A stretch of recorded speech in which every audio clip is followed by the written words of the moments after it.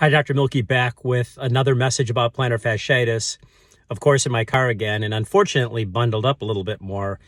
It's November and the temperature just shifted to the 30s. So here we go with winter. Anyhow, these words I don't think I've spoken in these messages. Calcaneal stress syndrome. The calcaneus is the heel bone. And stress, of course, is what we put on our heels every step we take.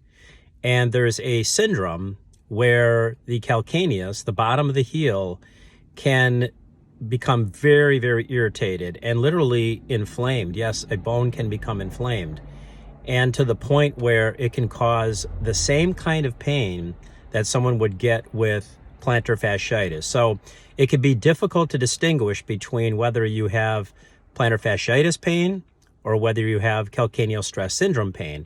That's where the detective work by a doctor, such as myself, has to do to really figure out what's causing the pain. I mean, we have diagnostics like X-ray, MRI, CT scan, things like that. I mean, always the most important thing is to figure out what the diagnosis is first, and asking a lot of questions and doing an evaluation and getting an X-ray in the office is often enough to lead us to the right diagnosis. But when the pain is chronic and sometimes it doesn't respond to traditional treatment methods, the calcaneus can be the problem. And we can typically make the accurate diagnosis of that by an MRI. A little bit more challenging to get rid of that problem than it is typical plantar fasciitis or other types of inflammatory conditions.